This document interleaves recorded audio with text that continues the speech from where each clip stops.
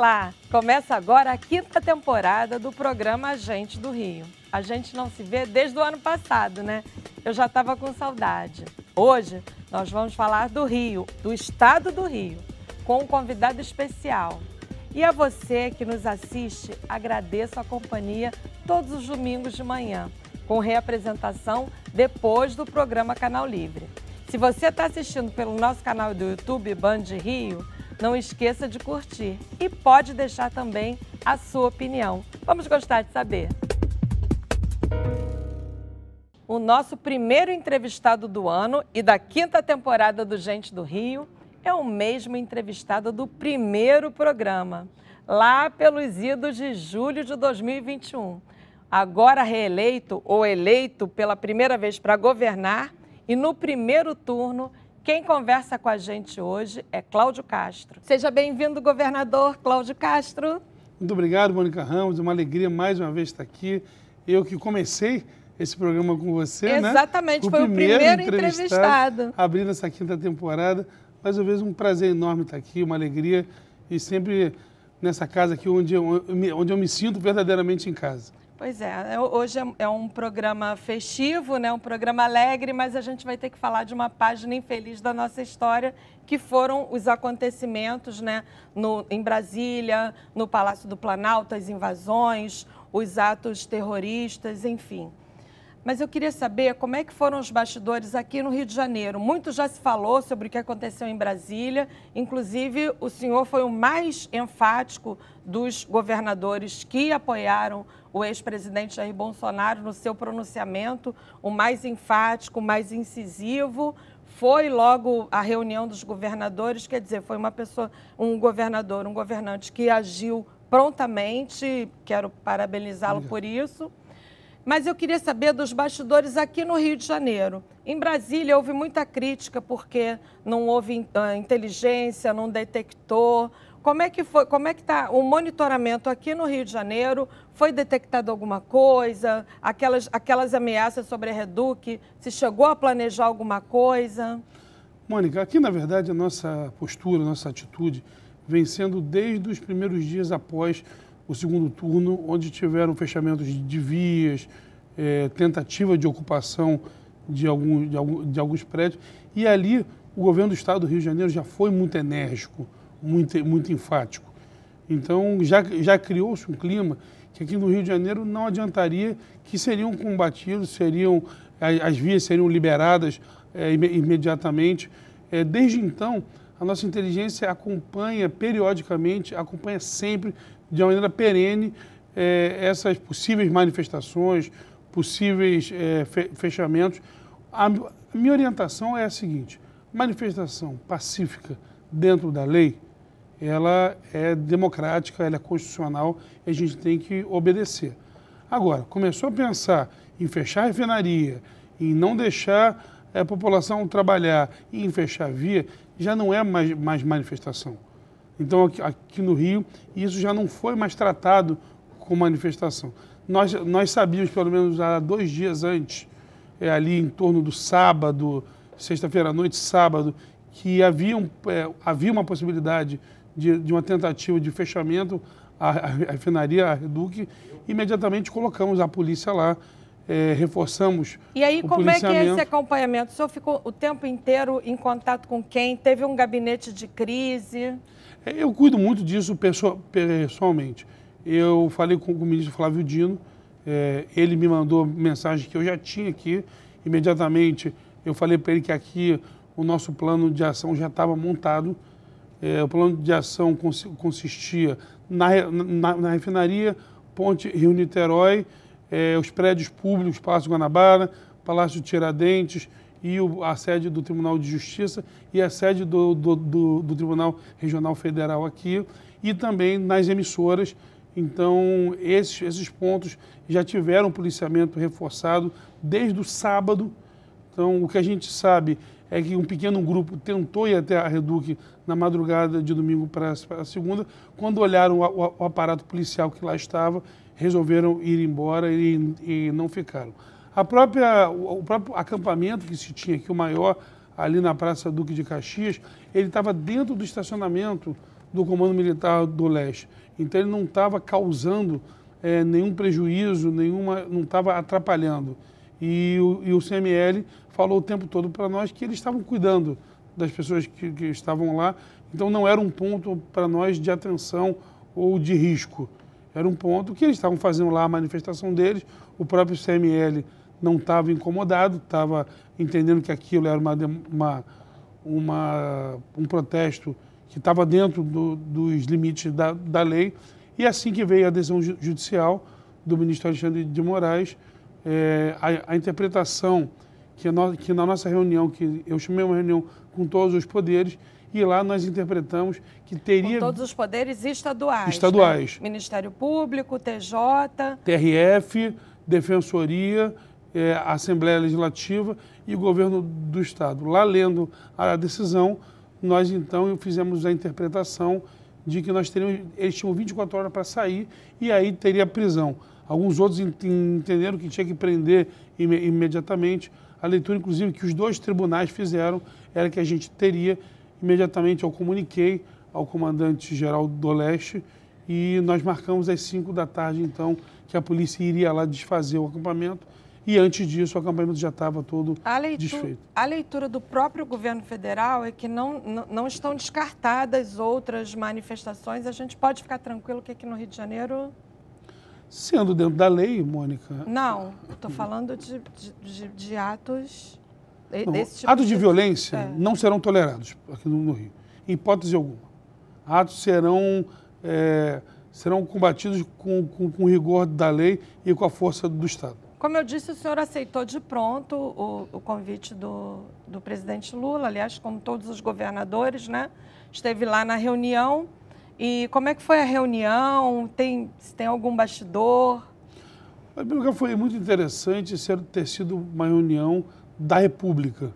Então, não era uma reunião só com o governo federal. Era uma reunião com o governo federal, com o STF, com a Câmara e com o Senado. Então, foi uma reunião a favor da democracia, a favor das instituições.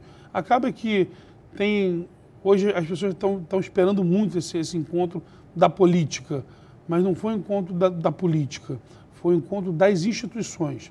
Então estava lá a ministra Rosa Weber com mais 4 ministros, o presidente de exercício do Senado, o presidente da Câmara, o procurador-geral da República, o presidente da República.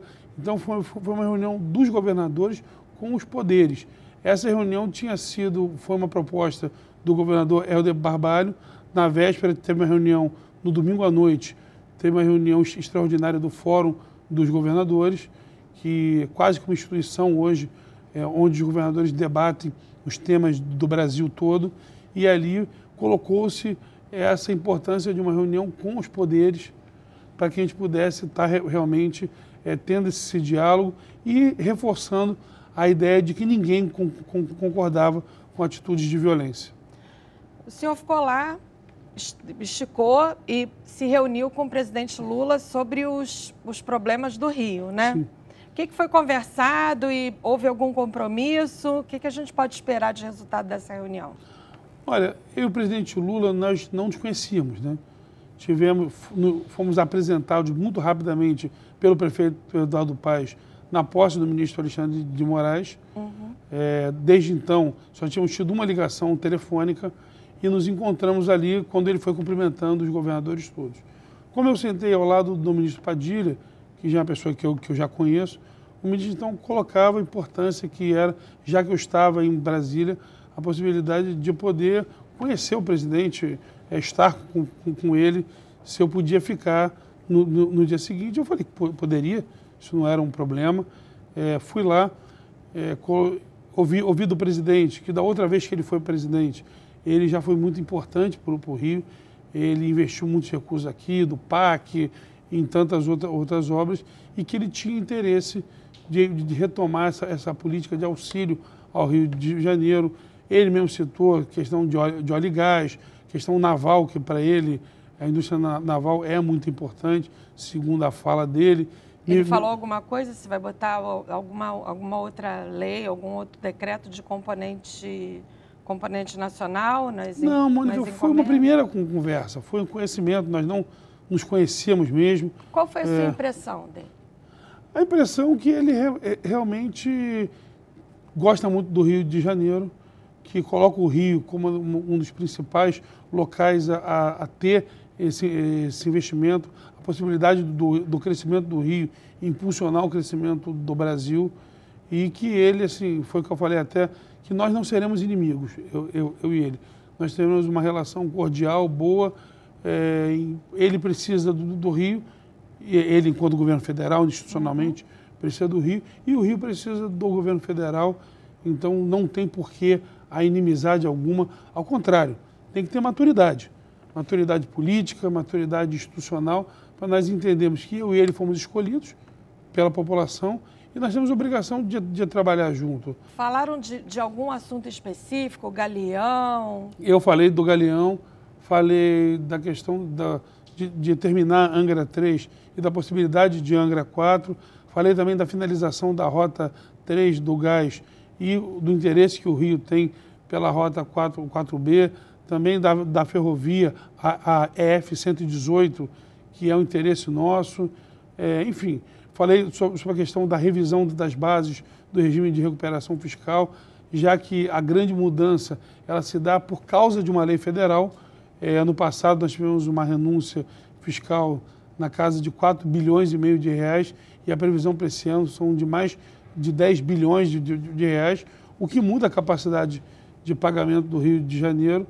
Ele compreendeu, estava lá junto o ministro Rui Costa e o ministro Alexandre Padilha, ele então colocou os ministros à disposição para que a gente começasse o diálogo com os ministérios e em seguida, a hora que precisasse, fôssemos direto a ele. E qual foi a sua sensação quando chegou a Brasília? Estava tudo muito diferente. Qual foi o impacto desse novo cenário no senhor? Olha, quando eu cheguei estava chegando o governador, tinham vários governadores chegando, e um deles que tinha mandado policiais, estava toda a tropa reunida na saída do aeroporto.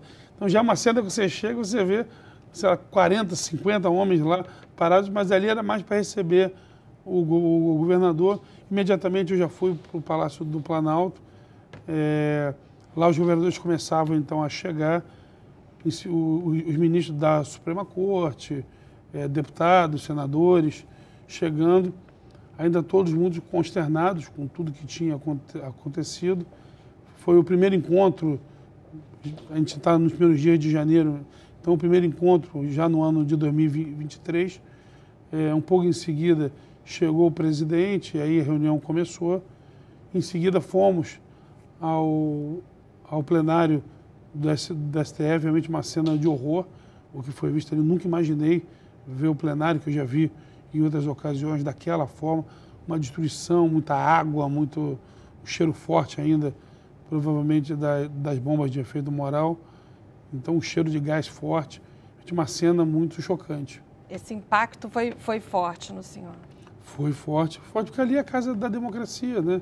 Você vê obras de arte que são patrimônios da população brasileira destruídas, tudo ali é patrimônio da população, e aquilo destruído é realmente um impacto forte para quem olha. Bom, agora voltando para a nossa política aqui, para o nosso estado, para o nosso Rio de Janeiro, que é o tema do nosso programa. O senhor entrou na eleição como o vice desconhecido, que não foi eleito, e acabou eleito no primeiro turno com quase 60% dos votos. O senhor esperava isso? Em algum momento, quando é que foi essa virada? Ou se esperava ou se não esperava? Foi uma eleição muito técnica, uma eleição muito baseada em evidências, baseada em pesquisas, baseada naquilo que a gente estava estudando. Foi uma eleição muito profissional. Então, quando chegou uma hora, ali faltando 30 dias, três semanas, por ali, realmente a possibilidade de primeiro turno passou a ser uma possibilidade possível. Vocês começaram a pensar nisso? Começamos a pensar que havia uma possibilidade de primeiro turno. Eu acho que muitos não acreditavam que eu tinha capacidade de ir bem nos debates, de ir bem... Tanto que, numa determinada hora, a acusação era que eu estava bem treinado.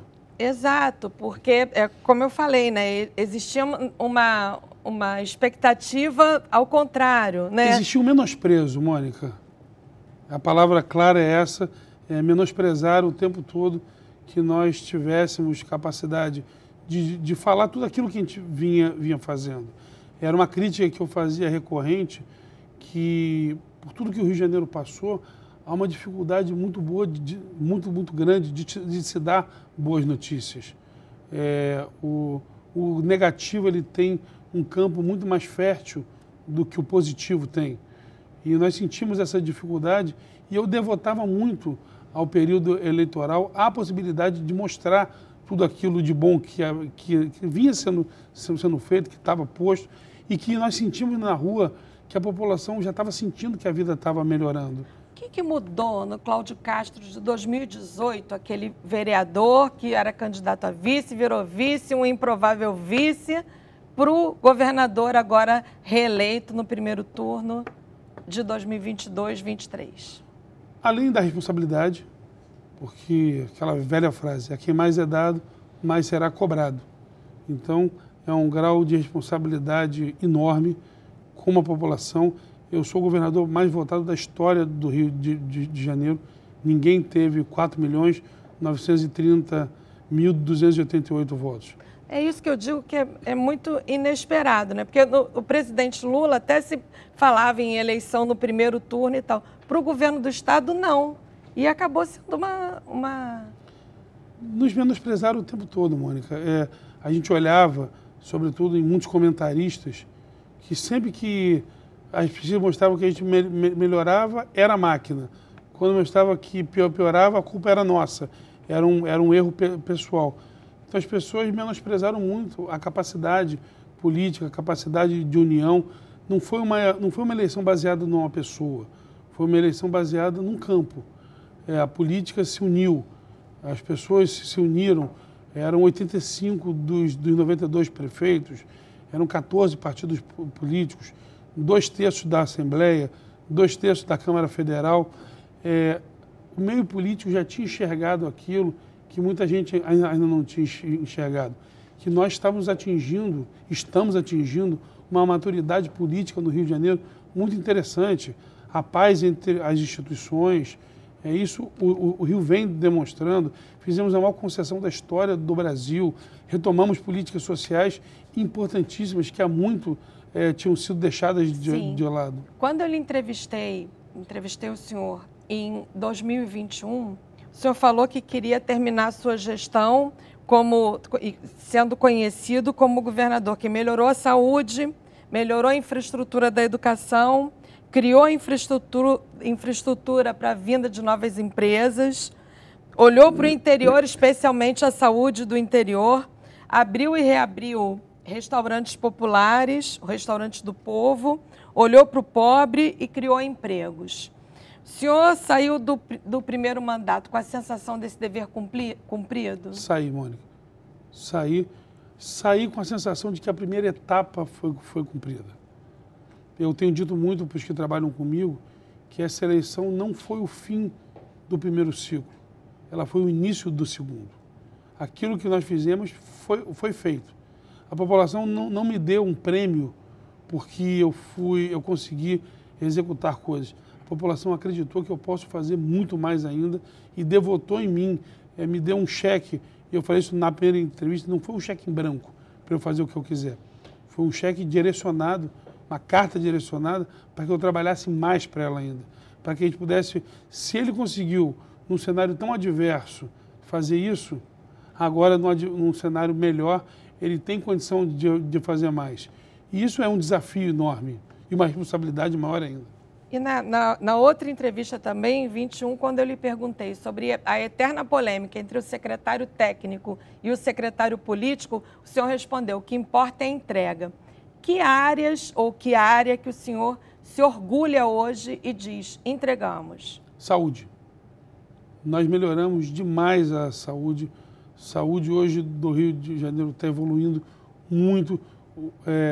Recentemente, essa semana agora, nós entregamos 60 ambulâncias só para a capital. Hoje tem 35 municípios que não têm ambulância, nós já compramos para todos eles. Hoje você tem as UPAs todas reformadas, foram 25 milhões de reais investidos em reforma de UPA, os hospitais estaduais reformados, a construção de mais de 40 novas unidades hoje. Então a saúde já está melhorando e vai melhorar muito mais. O plano de cargos, salários e carreira dos servidores da saúde implantado. Então você tem hoje uma saúde melhor e que vai melhorar muito mais ainda com a inauguração agora do Rio Imagem Baixada, do Instituto do Cérebro e do Hospital do Câncer de Friburgo. É o nosso plano de centralizar e tem todas as regiões, a alta complexidade, sobretudo oncologia e cardiologia, são as nossas duas prioridades para levar para o estado todo, e isso me anima muito e faz com que eu tenha certeza que muito avançou e que vai avançar muito mais agora. Em que área o senhor não acha que não entregou como devia ou não ficou satisfeito? Porque nem tudo são flores, né? Na educação.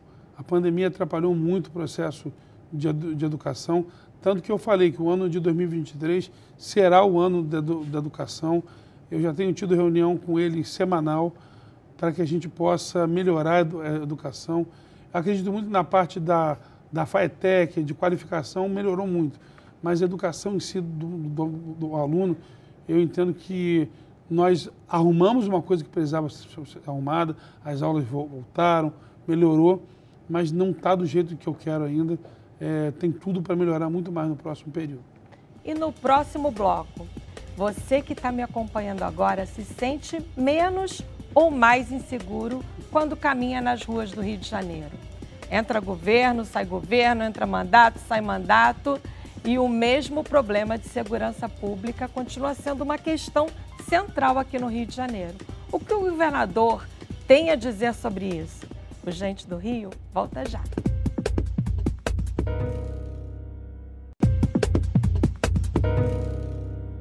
Estamos de volta com o Gente do Rio, hoje conversando com o governador do estado do Rio de Janeiro, Cláudio Castro.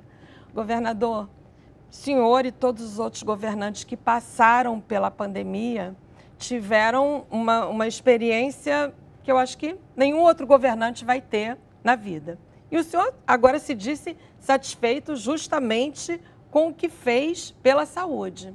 Qual foi o aprendizado desse período todo? Olha, Mônica, em primeiro lugar, aprendizado é vencer uma adversidade. Era uma doença totalmente nova, protocolos sendo mudados o tempo todo.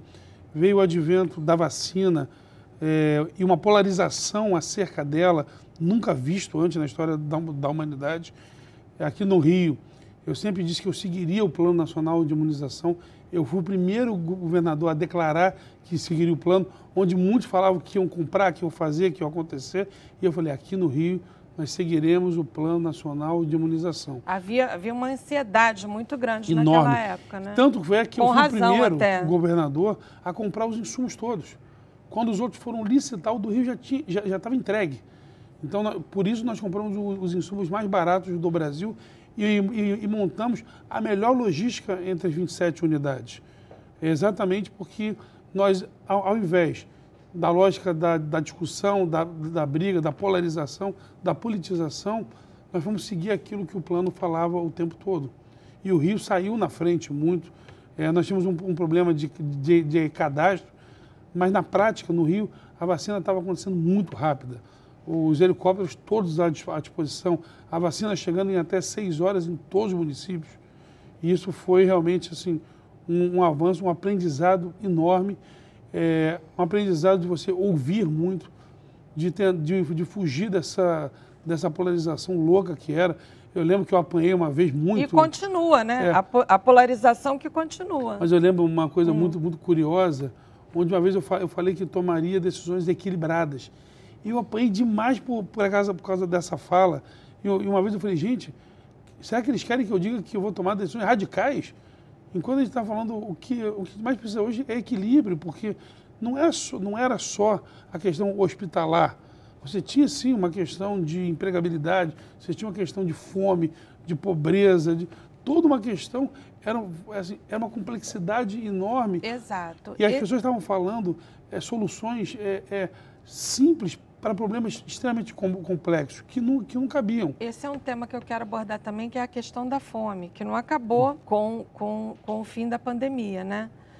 O senhor falou na entrevista de 21, em reabrir, já tinha reaberto 2 restaurantes populares e abrir mais 15. Isso aconteceu? Não aconteceu? O que está faltando? Não aconteceu. Teve uma complexidade grande nas obras, tudo. Acabou que o dinheiro da SEDAI mesmo, ele só entra em novembro. E a gente teve que fazer muita licitação, tudo. Alguns ficaram presos nos tribunais de conta. Nós já abrimos pelo menos 10 e serão 26 até o fim desse ano agora. Mas é uma política que está dando certo, porque além disso ainda teve o RJ Alimenta, que são as nossas quentinhas, que já foram mais de 5 milhões de quentinhas. Tivemos também o Café da Manhã do Trabalhador, que já são mais de 30 bases hoje pelo estado inteiro, o Hotel Acolhedor. Então, há um conjunto de políticas sociais que o Estado retomou depois de muito tempo terceirizando para os municípios fazerem. O uso da tecnologia é uma das mais poderosas armas da segurança pública, né? E o senhor fez a maior licitação do Brasil para a compra de câmeras para usar nos uniformes dos policiais. Que resultados isso já trouxe? E tem uma polêmica das forças especiais para usar isso aí. Vamos lá, Mônica. É interessante a sua pergunta, e é uma grande possibilidade da gente estar falando. Estão se pegando muito na questão das forças especiais e estão deixando de olhar para tudo que está acontecendo. Já são mais de 9 mil câmeras implantadas já hoje, funcionando no dia a dia, melhorando a segurança todos os policiais de batalhões, segurança presente, operação Foco, que são as barreiras fiscais. E agora a gente está também indo para a lei seca e a gente vai colocar em tudo que tiver, além de segurança pública, fiscalização, a ideia é que tudo esteja monitorado por câmera. Ainda esse mês os fiscais da Secretaria de Fazenda, não tem isso? Compramos também 35 drones para que a gente possa fazer o policiamento. Eu montei um prédio inteiro para investigação e inteligência na Polícia Civil. Compramos agora viaturas semi-blindadas que ajudam melhor ainda, faz o policial ter mais proteção de vida. Montamos o maior centro de treinamento policial da América Latina. Então, assim, o Estado tem investido. Os nossos softwares hoje já são os de última geração. A gente está investindo realmente nessa questão de inteligência. Há um ponto de discordância, que são as estratégias dos batalhões especiais. Eu sinceramente faço essa crítica como sociedade. A nossa sociedade hoje não está pronta para guardar o sigilo de imagens que podem trazer risco à vida de policiais, podem trazer risco a operações que são importantíssimas. Imagina, Mônica, nem coisas que o STF, o Supremo Tribunal Federal, coloca em segredo de justiça é respeitado. Imagens vazam o tempo todo. Imagina de uma operação policial dessa. Então, assim, não há hoje uma maturidade como sociedade para se ter a vida do policial tão descoberta. A questão, governador, eu acho que é uma ansiedade também por parte da sociedade. Quando nós vamos deixar de ter erros como pessoas morrendo porque estão com cabo de vassoura, com guarda-chuva, quando a gente tem uma tecnologia tão avançada já? Mônica, se nós pegarmos o número de pessoas que aconteceu e o número de operações, é porque aí é uma coisa positiva. Quando você está no meio de uma época com muitos assaltos, quando você olha um assalto, aquilo se torna mais um do dia. Quando você está numa época que acontecem pouquíssimos, o dia que acontece te escandaliza. Quanto mais a gente é escandalizado por fatos pontuais, mais é sinal que está evoluindo, porque as pessoas deixam de estar acostumadas com a coisa ruim. O que está acontecendo hoje, e eu não tenho dúvida disso, é que está evoluindo tanto que quando acontece uma questão pontual e a gente tem respeito à vida, então cada vida é importante, aquilo grita de uma forma que se tem polêmica. Que bom que isso está acontecendo, que esses erros estão saindo do cotidiano. Esses erros voltaram a ser, e que bom, questões extraordinárias. E quando é extraordinário, isso é altamente divulgado. Numa época passada, era só mais um daquele mês, daquela semana. Tinham tantos que já tinha perdido o fator escândalo. E hoje voltou a ser porque tem poucos. E isso é bom como sociedade e é bom, inclusive, para que a polícia possa se aprimorar cada dia mais. Eu sempre disse, aqui não há tolerância para erro. Não há tolerância, não há leniência, como a gente fala, não se passa a mão na cabeça de quem erra. Agora, há o devido processo legal. Aqui também não se pré-julga policial como se pré-julgou em outras épocas. Até porque ele está lá arriscando a vida dele para proteger a minha vida e a sua. E esse respeito por quem está ali no fronte de batalha para proteger a nossa vida, para garantir que os meus filhos e os seus possam ir à escola, esse respeito o governo do Estado tem hoje. No primeiro programa, o senhor falou em controle de fronteiras, que o Rio não produz armas, não produz drogas e como elas chegam aqui.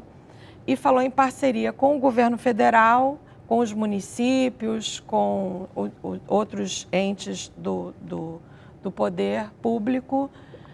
O senhor abordou esse assunto com o presidente Lula. Quando que nós vamos ter efetivamente esse controle das fronteiras? Eu abordei esse assunto com o ministro Flávio Dino, assim que ele foi escolhido. Nós éramos governadores juntos, né? Ele do Maranhão e eu do Rio. E há um clima muito bom entre os governadores todos. Isso é uma coisa positiva. Então, eu e o Flávio Dino já tínhamos uma relação, por sermos do Fórum dos Governadores juntos. Quando ele foi anunciado, eu liguei para dar os parabéns, coloquei o Rio à disposição. Inclusive, Mônica, o convidei para a primeira grande agenda de segurança pública dele ser aqui no Rio.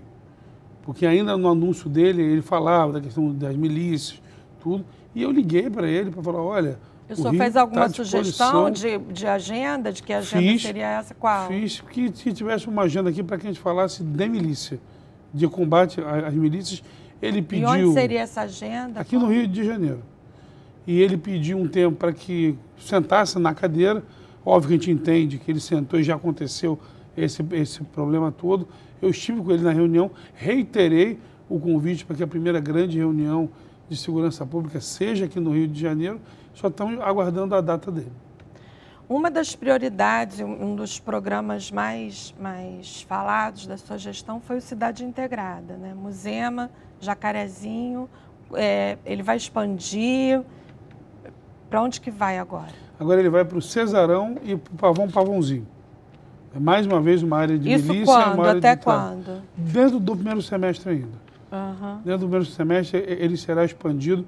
Ele está sendo expandido com muito cuidado e com muito respeito à técnica. Para não acontecer igual aconteceu com o UPP. Exato, que virou política, virou uma política. E você vê que eu usei muito pouco ele na eleição. Eu falei muito pouco dele, porque a ideia é que a sociedade integrada não seja um programa de governo, mas seja um programa de Estado, assim como o Segurança Presente se tornou. O Segurança Presente já passou por 3 governadores e ele tem sido ampliado sempre. Não se tem uma mudança no nome, não se tem uma mudança no perfil, ele é o Segurança Presente. E a ideia é que a Cidade Integrada siga esse mesmo caminho. Um programa que todo governador que entre, ele inclusive puxe para si, ele assuma a paternidade temporária daquele programa, porque é um programa que não é do Cláudio ou de outro, ele é do Estado do Rio de Janeiro, das pessoas que moram, que vivem e que empreendem aqui. Só vai construir o maior centro de treinamento de tropas do país, né? Como vai ser esse centro e algo alguma técnica ou algum viés desse treinamento que vise a reduzir a letalidade nas operações? Tem uma novidade muito interessante que nós já até inauguramos e que vai ser ampliado nesse centro, é a sala de tomada de decisões, onde a gente faz uma reciclagem nos policiais para que eles são ali no treinamento submetidos a situações de estresse enorme para tomar a melhor decisão. Então, isso é uma maneira de a gente melhorar a qualificação do profissional policial. Nós já demos a maior valorização da história deles, tiramos do segundo pior salário para o terceiro melhor salário do Brasil, e agora a gente está investindo na qualificação desse profissional da segurança pública. Como é que vai ser essa sala ampliada? Vai ser para quantas pessoas? O que acontece ali? É como se fosse um simulador? É um simulador. Aí, de acordo com o treinamento, depende da patente, da época. Isso aí é totalmente técnico pela polícia, mas é um avanço assim, incrível, e é uma das coisas que a gente mais acredita, inclusive no combate para diminuir a letalidade policial. O senhor também vai criar inaugurar a Central de Inteligência da Polícia Civil. O que vai ter lá? Olha, é um prédio inteiro, totalmente vocacionado para inteligência e para investigação. Na cidade da polícia? Não. É no centro da cidade esse prédio. Ele, inclusive, já foi lançado o prédio lá. O último helicóptero que nós recebemos, ele já é 100% integrado com isso. Então, uma pessoa sentada lá está vendo tudo que o helicóptero está monitorando, está vendo. Ele pode ficar a quase 5 quilômetros de distância que ele filma exatamente o que está acontecendo. Então, assim, são equipamentos de alta tecnologia. Junto a isso vem a reforma dos institutos médico-legais para que a gente possa melhorar a questão de perícia e assim diminuir a impunidade. A gente sabe que a impunidade é muito a porta para a criminalidade. Quando você diminui a impunidade, a tendência é você diminuir a criminalidade. A potencialização da capacidade de investigação da Polícia Civil e da capacidade de repressão da Polícia Militar é o que vai fazer a nossa segurança pública melhorar. O senhor criou a Secretaria da Mulher. Pela primeira vez no Estado teremos Secretaria da Mulher. Quais são os objetivos e se essa pasta, como é que ela vai atuar para combater a violência à mulher, que é uma coisa que é desastrosa, né? Todos os dias a gente tem que ver nos jornais, matérias e tal de feminicídio, de agressões. Foi uma promessa de campanha minha, eu prometi que faria a Secretaria da Mulher. Estou muito orgulhoso de tê-la feito, de tê-la criado, e a ideia é de uma secretaria transversal. A ideia não é pegar a mulher e falar assim, vamos olhar a violência contra a mulher. Não é só isso. A gente vai olhar a mulher no prisma da Polícia Civil, ou seja, investigação, proteção. Vamos olhar a mulher no prisma da Polícia Militar, ou seja, repressão total, combate. Vamos olhar na perspectiva do desenvolvimento econômico, a mulher tendo oportunidade na educação, no transporte, no trabalho, no esporte, na cultura. A ideia é uma secretaria que não só obrigue a fazer política de mulher, mas também monitore o que já está acontecendo e garanta que isso tenha ampla divulgação e que realmente chegue na ponta. Como a gente tem projetos como Desenvolve Mulher, agora o nosso aplicativo da Rede Mulher, tantas outras coisas, às vezes são ações, e ao longo da história, eram ações que ficavam simplesmente para quem milita na questão política. E a ideia da Secretaria da Mulher é democratizar para a população toda as ações que o governo do Estado está fazendo para a mulher. Desde a segurança pública, desde a segurança dela, desde a questão assistencial, educacional, esportiva, profissional, que a mulher tenha realmente um foco por completa. Não só numa área ou na outra, porque tem alguém que se interessa por aquela pauta, mas que a mulher seja a pauta do governo do Estado. E por isso uma secretaria transversal ligada diretamente a mim, para que ela tenha essa legitimidade e essa força para realmente poder cobrar os outros secretários. Agora eu vou dar uma de folha dirigida. Vai ter concurso para educação? Para professor? Vai ter.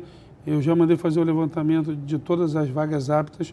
Nós temos uma questão legal hoje, um pouco complexa, porque em virtude do regime de recuperação fiscal, muitas leis foram sendo feitas para manter concursos abertos. O que é uma coisa que, por um lado, é boa, mas, por outro, é muito ruim. Porque muita gente, depois de 10 anos de um concurso, 15 anos, já tocou a vida. E outro, porque na educação, você tem concurso pessoas... aberto são aqueles concursos que já aconteceram e vão sendo prorrogados. A vida toda. Em primeiro lugar, que às vezes você já não pega mais a ideia do concurso, que são os melhores, porque você já tem outras gerações que passaram à frente, que entraram, que não estão tendo a oportunidade de disputar, porque você ainda tem um concurso em aberto. Ao mesmo tempo, você tem matérias que você não tem vaga e que tem gente esperando, e outras que você tem vaga e que já foram preenchidas. Então, a gente está entendendo juridicamente como é que a gente vai vencer essa dificuldade, mas a minha orientação é concurso imediato. No próximo bloco, nós vamos falar mais um pouquinho de educação e vamos saber, será que o governador vai a Marrocos acompanhar os jogos do Flamengo do Campeonato Mundial? Hein? E o violão que ele guarda no gabinete para tocar nos momentos de crise, será que tem usado muito? Fique com a gente que o Gente do Rio volta já.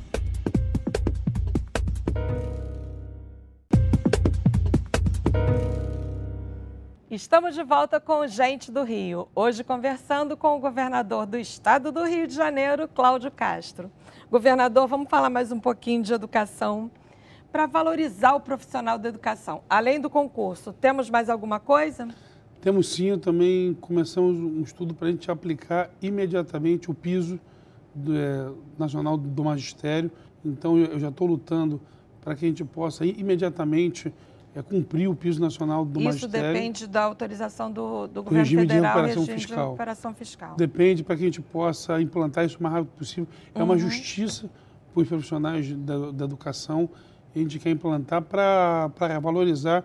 Eu também solicitei à Casa Civil um estudo para que a gente possa revisitar o plano de cargos e salários dos profissionais da educação, ver o que possa estar defasado, o que a gente possa melhorar, mantendo, por óbvio, a responsabilidade fiscal, mas tentando o máximo possível valorizar o profissional da educação. O Estado tem escola bilíngues, né? Muita gente nem sabe, mas tem. Aliás, mais do que bilíngues, são multiculturais. O aluno aprende o idioma e aprende a cultura dos países. Quais são as próximas que vocês estão pensando em abrir? Mônica, o meu grande projeto são as escolas vocacionadas. Escolas bilíngues, escolas vocacionadas ao cívico-militar, escolas vocacionadas à cultura, à tecnologia, ao esporte, à artes marciais. Eu compreendo que quanto mais vocacionada é a escola, mais interesse o aluno tem pela escola. Tem até a questão do ensino técnico, que é algo que eu já solicitei também à nova secretária de Educação, que ela prepare um plano para que a gente possa, o máximo possível, criar unidades onde no contraturno seja técnico. Eu tenho conversado com muitas indústrias, muitas empresas, inclusive com vontade de patrocinar isso, para que tenha o ensino regular e no contraturno a gente possa fazer, sim, o ensino técnico, o ensino tecnológico. Nós já transformamos 50 CIEPs em ETECs, que são CIEPs 100% tecnológicos.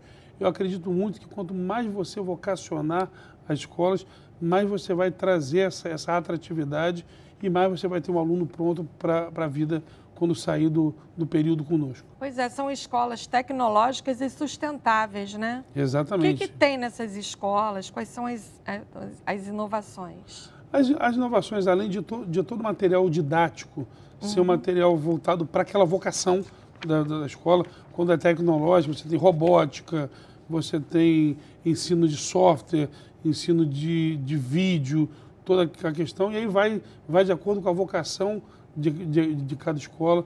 Por isso, a Secretaria Estadual de Educação está montando um grande programa de vocacionalização das escolas, para que elas possam se tornar realmente escolas vocacionadas. E aí, o pai com o aluno, enfim, o responsável, ele possa escolher, dentre as vocações que a gente tem disponível, aonde ele vai colocar o filho ou aquele que ele responde por ele. E a ideia é que a gente tenha cada dia mais escolas com energia solar, escolas sustentáveis, O Rio hoje está batalhando muito para essa questão de economia verde. Estamos conversando agora com os ônibus, por exemplo, da gente tirar toda a questão de combustível fóssil dos ônibus, começar a fazer uma transição energética, e isso as escolas também são celeiros para que a gente possa tentar lixo zero, para que a gente possa tentar reciclagem total, quem sabe energia solar nas escolas. Então, enfim, fazer essa transição de modelo para escolas sustentáveis. A Câmara Municipal do Rio é o primeiro prédio lixo zero do Rio de Janeiro, né? A Câmara Municipal é a casa do meu coração, né? Eu fui vereador, tenho muito orgulho de ter sido vereador e, com certeza, mais uma vez dando aí Qual vai ser o primeiro prédio do estado lixo zero? Essa é uma boa pergunta. Eu vou dar o desafio ao nosso vice-governador, Tiago Pampolli, que seja o prédio da Secretaria Estadual de Ambiente e Sustentabilidade. Eu vou dar o desafio para o Tiago, tem que começar por lá, ser o prédio 100% ecológico e lixo zero. Trato feito. Governador, uma pergunta que eu sempre faço aqui, mas que eu tenho muita vontade de deixar de fazer. Quando o interior do Rio, meu querido interior, que eu agora sou teresopolitana também, parte do tempo, quando o interior do Rio vai ser tão rico e com uma economia tão forte quanto o interior de São Paulo? Mônica, esse é um processo. É um processo que ele não estava começado aqui no Rio e que nós começamos através de uma política forte de investimento. O Pacto RJ são 17 bilhões de reais de investimento, grande parte dele, a maioria dele no interior. É um processo de melhorar a infraestrutura. Fui até criticado na eleição por estar fazendo obras teoricamente eleitoreiras. Mas vamos fazer uma pequena e rápida reflexão. Você, Mônica Ramos, vai montar um negócio seu, uma fábrica, uma loja, uma indústria, qualquer coisa que seja.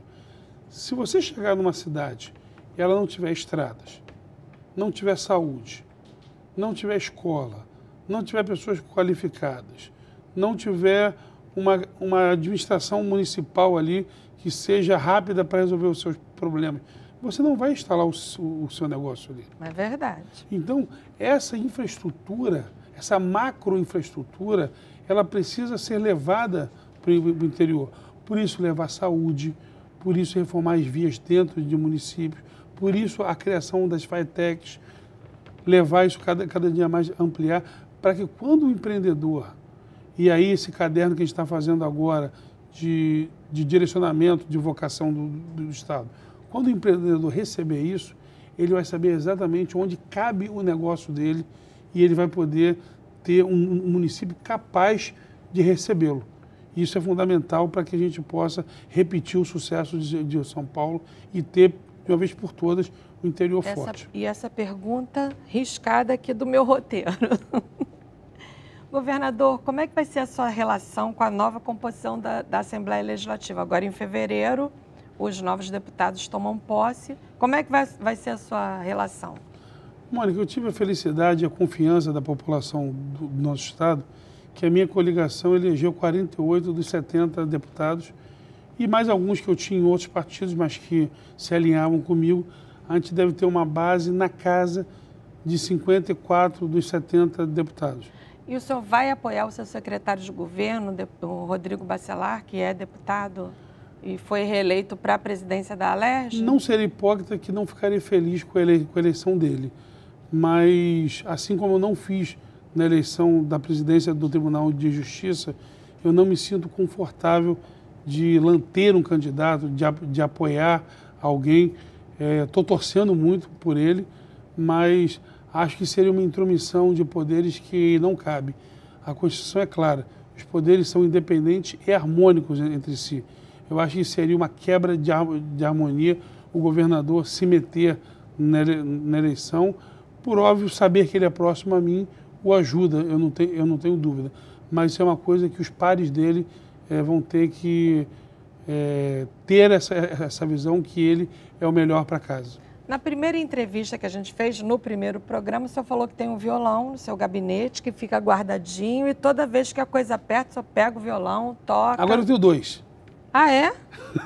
Um bombeiro nosso, ele é luthier, e ele comprou uma parte do assoalho do Museu Nacional que pegou fogo. e ele fez um violão e me deu de presente. Então, que já tinha um, fiquei com dois agora lá. Um violão lindo e histórico, né? Porque é da madeira do Museu Nacional. E o senhor poderia explicar para os nossos telespectadores o que é um luthier? O luthier é aquele que fabrica e que conserta violão. É o profissional. Então, ele, além de bombeiro, é luthier também. E Olha, me presenteou. bacana. Ele me presenteou com esse violão. E sabe que eu gosto muito de música. Mas tem tocado muito? Tenho tocado. O que o senhor canta nessas horas? Ah, depende da hora.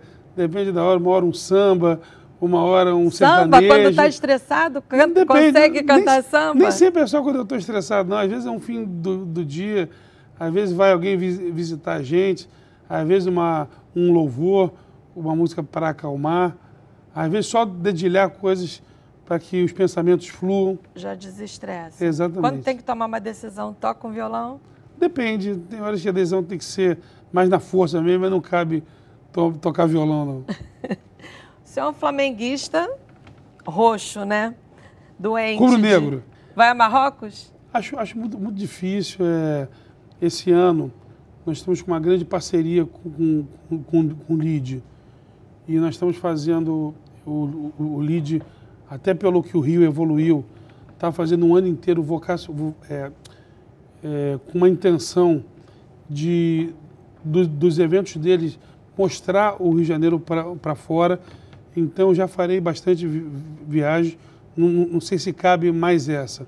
Mas, se tiver a possibilidade, eu verei. Torcerei aonde quer que seja. Vamos ver quando chegar mais perto, né? Vamos ver, né? A princípio, eu vou assistir de casa, eu e o João Pedro ali, agarrado um no outro. Se tiver oportunidade, eu irei. Mas vai ser um ano que eu estou muito animado da gente estar mostrando o Rio de Janeiro que está dando certo para o mundo inteiro. Voltar a botar o Rio na rota do investimento, para da onde que o economia senhor vai mundial. Mostrar isso, fazer isso? Ah, são viagens muito curtas, todas de 2, 3 dias só. Mas eu sei que tem Portugal, Itália, França, Estados Unidos, China, Dubai. Realmente são viagens muito de trabalho, rapidinhas, bate e volta, mas com empresários, tanto brasileiros quanto empresários locais. E eu não tenho dúvida que o Rio de Janeiro ganha muito com esse tipo de divulgação fora. E a concessão da SEDAI trouxe isso, né? São 2 fundos internacionais, um de Singapura e outro do Canadá, que vieram investir aqui. E a gente quer mostrar para o mundo inteiro que o Rio de Janeiro volta a ser um local atrativo, um local fértil para aquele empreendedor internacional que quer vir para cá empreender. E para isso é importante que a gente esteja indo e mostrando isso. E a gente esse ano é o ano de retomar essa política internacional do Rio de Janeiro. Governador, qual foi o seu pior momento nesse governo, nessa gestão de governador? Eu tive 2, Mônica. Eu vou me permitir falar de 2. O auge do Covid, que foi um momento muito difícil, muitas incertezas, de muita novidade. Ali não se tinha clareza do que fazer. Os próprios protocolos da Organização Mundial de Saúde mudaram algumas vezes. E o outro, sem dúvida, foi Petrópolis, onde ali eu acho que eu me reinventei como ser humano, como homem público, como pai. Ali eu vi cenas que eu nunca imaginei ver na vida e com certeza me fizeram evoluir muito como ser humano. E o seu melhor momento no governo? A concessão da SEDAI foi um grande momento. A gente vê uma perspectiva não só de contas em dia, mas uma perspectiva de universalização de água, de coleta e tratamento de esgoto, a questão ambiental que a SEDAI já está trazendo, a limpeza da Baía de Guanabara, do Complexo Lagunar de Jacarepaguá, da Lagoa Rodrigo de Freitas. Foi um momento muito positivo para o nosso estado. Lagoa Rodrigo de Freitas já tá dando sinais. Já tem peixe. Essa semana... Quando é que o senhor vai mergulhar lá? Vai mergulhar? O dia que tiver que mergulhar, eu mergulho, mas não pode ser nada político. Tem que ser algo que vire naturalidade. A hora que virar naturalidade para a população, eu estarei junto com isso. Quando chegar o fim desse seu segundo mandato, como é que o senhor quer ser lembrado? O governador que botou o Rio nos trilhos. E como o senhor, como pessoa, se vê daqui a 10 anos, que provavelmente não vai ser governador, né? Eu sinceramente espero poder olhar para o João Pedro e para a Duda e que eles tenham orgulho do que o pai deles fez. Que eles, 6 anos depois de eu ter saído, ainda contem para os amigos deles que têm orgulho do trabalho que o pai deles fez. Se eu tiver isso na vida, eu estou realizado como ser humano e como homem público. Agora vamos para o nosso ping-pong. Se o Rio de Janeiro fosse um animal, qual seria? Uma águia. Uma pessoa que é a cara do Rio. Zeca Pagodinho. Esse é o mais citado, né? Uma roda de samba, já que falou em Zeca. Eu estou indo muito, que eu gosto, do Bar do Mumuzinho, que é outro que eu acho que é um sujeito fantástico. Qual a sua igreja preferida? Hoje eu tenho ido muito na Santa Rosa de Lima, ali no Parque das Rosas, na Barra da Tijuca, Padre Marcelo Araújo, um grande amigo e um grande profeta. Um bar? Bar do Zeca, também é outro que eu adoro ir. O Bar do Zeca tem vários, da Barra... Qual? O lá do Vogue Square. Do Vogue. De vez em quando eu tô ali. Um petisco? Pastel de camarão com catupiry. Uma paisagem do estado? Do estado, não precisa ser só da capital, não. Do estado, o Cristo Redentor. Não passa uma semana sem... Tocar o meu violão. Música que tem ouvido? Música que eu tenho ouvido muito sertanejo ultimamente. Ah, é? Eu gosto muito, que se tornaram 2 grandes amigos, o Matheus e o Cauã. Eu gosto muito deles. Tenho ouvido muito as músicas deles. Uma série? House of Cards. Um exemplo de ser humano? Tem tantos, eu não estou querendo ser injusto, mas eu vou dizer um que é o nosso diretor do Hospital do Cérebro, o doutor Niemeyer. Uma figura maravilhosa. Um jogador de futebol? Gabigol. Um sonho? Um Rio de Janeiro justo para todos. Livre da violência. Muito obrigada pela sua participação, governador. Já que estamos começando o ano, estamos começando um novo mandato, muito boa sorte para o Rio de Janeiro. Muito obrigado. Eu agradeço a oportunidade de estar aqui. Eu digo sempre que eu me sinto em casa aqui na Band e dizer que contem sempre conosco, contem sempre com um governador apaixonado por esse estado, trabalhador, que acorda cedo, dorme tarde e tem muita vontade de ver esse estado melhorar. Muito obrigada. E o Gente do Rio fica por aqui, mas na semana que vem tem mais. Até lá e um beijo!